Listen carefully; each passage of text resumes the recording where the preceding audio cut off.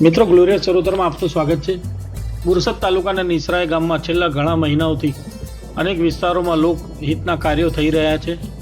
આવા લોકહિતના કાર્યો માટે ઉદારતાથી સખાવત કરનાર વતન પ્રેમી એનઆરઆઈ મહેન્દ્રભાઈ પટેલ મેઘદાદા 50 કરતાં વધુ વર્ષો બાદ સૌ પ્રથમ વખત માતૃભૂમિ નિસરાય ગામમાં સ્વાગત માટે સમગ્ર ગામમાં અનેરા ઉત્સાહ સાથે ઉત્સવનો માહોલ છવાયો હતો। નિસરાય ગામમાં મેઘ પટેલના સ્વાગત માટે છેલ્લા એક સપ્તાહથી તૈયારીઓ કરવામાં આવી હતી।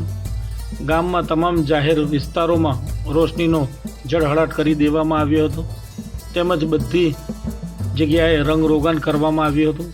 મેઘ પટેલના સ્વાગત માટે નિર્ધારિત કાર્યક્રમ મુજબ બોરસદ ખાતે રાઠોડ ચોકડી પાસે નિસરાયા સરપંચ સ્મિતાબેન રાજ અને બોરસદ તાલુકા ભાજપ પ્રમુખ વિજયસિંહ રાજના નિવાસ સ્થાનેથી ગામના યુવાનોએ વિશાળ સંખ્યામાં બાઇક રેલી આયોજિત કરી વતન નિસરાયા ખાતે ખૂબ જ ઉમળકાથી સ્વાગત કર્યું હતું। સ્વાગત દરમિયાન શોભાયાત્રામાં ગામઠી પરંપરા મુજબ ભૂગોળ તથા તાલની ધબધબાટી અને આદિવાસી નૃત્યો યોજાયા હતા। નિસરાયા ખાતે તમામ ગ્રામજનોએ ગામના પાદરે મુખ્ય દરવાજે બાલિકાઓએ હસ્તે કુમકુમ તિલક સાથે સાંસ્કૃતિક પરંપરા જાળવી આવકાર આપ્યો હતો। સમગ્ર ગામમાં તમામ માર્ગ રોશનીથી ઝળહળી ઉઠ્યા હતા। દિવાળી કરતાં વિશેષ ઝાકળઝૂમ સ્વાગત કાર્યક્રમ દરમિયાન જોવા મળી હતી। મેઘદાદાની સખાવતોથી નિર્માણ થયેલ લોકહિતના કાર્યનું લોકાર્પણ કરવામાં આવ્યું હતું। લોકાર્પણ બાદ ગામમાં વિશાળ ચોગાન એવા નેતાજી ચોકમાં જંગી જનમેદની ઉપસ્થિતિમાં સન્માન સમારોહ યોજાયો હતો। વિશાળ સંખ્યામાં ઉપસ્થિત જનમેદનીએ નિહાળીને મેઘદાદાએ તેમના પરિવારજનોએ ખૂબ જ આનંદની અનુભૂતિ વ્યક્ત કરી હતી। મેઘ પટેલે સંબોધનમાં જણાવ્યું હતું કે મારા નિસરાયા ગામમાં દરેક વ્યક્તિ આધુનિક યુગમાં શિક્ષણ સહિતની કોઈ પણ સુવિધાથી વંચિત રહેવો ન જોઈએ તેવો સંકલ્પ કર્યો હતો। આ સંકલ્પ માટે 100 કરોડ કરતાં પણ વધારે રકમ દાન આપવાની કટિબદ્ધતા વ્યક્ત કરી હતી।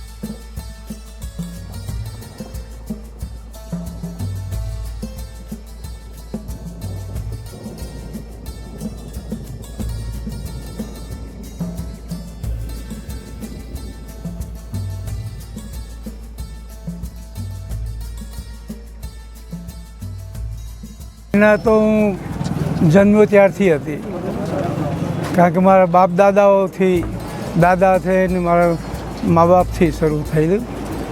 કારણ કે અમને આખી જિંદગી અમને લોકોને મદદ કરવામાં કાઢી છે, તો એ પ્રેરણા મારા બ્લડમાં જ હતી. અને જ્યારે મને પહેલી ઓપોર્ચ્યુનિટી મળી, કારણ કે વર્ષોથી મારે નિસરાય ગામમાં મદદ કરવી હતી અને થોડી કરેલી પણ ખરી, પણ એને માટે વિશ્વાસુ માણસો જોઈએ. અમેરિકા રહીને કે અહીંથી દૂર રહીને અથવા અહીં રહીને પણ જો તો કામ કંઈક કરાવવું હોય તો જે કામ કરનારા હોય એ ચોખ્ખા હોવા જોઈએ અને મહેનતુ હોવા જોઈએ અને દીર્ઘ દ્રષ્ટિવાળા હોવા જોઈએ. તો સંજોગો વશાત મને એવા માણસ મળી ગયા. હું વિજયસિંહ રાજની વાત કરું છું સરપંચ તરીકે, અને બીજા બળવંતભાઈ ની વાત કરું છું કે જે બધા પ્રોજેક્ટ્સ હતા, કેવી રીતે પ્રોજેક્ટ્સ કરવા, ક્યાંથી શરૂઆત કરવી અને કેવી રીતે કમ્પ્લીટ કરવા, એને માટે માણસો ક્યાંથી લાવવા, એ બધું જ વિજયસિંહ રાજ કરતા હતા. એટલે મેં તો કશું કર્યું જ નથી, મેં તો ફક્ત પૈસા જ આપ્યા છે. પણ જે પ્લાનિંગ કરવાનું હતું, શું કરવું, ક્યારે કરવું, કેવી રીતે કરવું, એ બધું વિજયસિંહના હાથમાં હતું. એટલે એમનો ખાલી મારે રોજ વાત થાય એમની સાથે અને કોલ આવી જાય અને મને સમજણ પાડે કે શું કરે છે, એટલે તરત જ હું એમને ઓકે કહી દઉં અને કામ શરૂ થઈ જાય.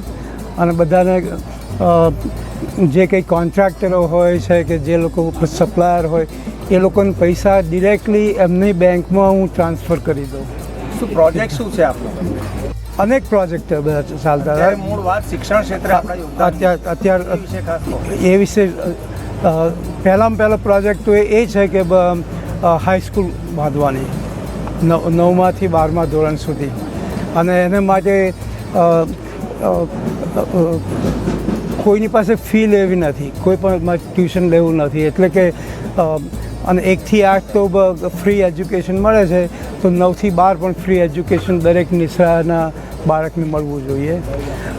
અને કોલેજમાં જેને જવું હોય એને માટે જો પોતાની જાતે વ્યવસ્થા ના કરી શકતા હોય, લોન ના લઈ શકતા હોય કે ગમે તે ફાઇનાન્શિયલી, તો એ લોકોની ફી 100% ભરવાની. કારણ કે એની જે ઇન્ટરેસ્ટની આવક છે એ આ બધા ખર્ચ પૂરા કરે એટલી છે. કારણ કે હા 100 કરોડ છે, વધારે પણ થાય. 100 કરોડ તો કર્યા છે. હા, એફડી. અને એના જે વ્યાજમાંથી ઇન્ટરેસ્ટમાંથી તમારો શિક્ષણ સંકુલ, પછી શિક્ષણના જે કોઈ કાર્યો છે, ફી ને બધું કરશો એ ઇનફ, એના માટે ઇનફ છે. સ્કૂલ કેટલા ટાઈમમાં ઊભી થશે?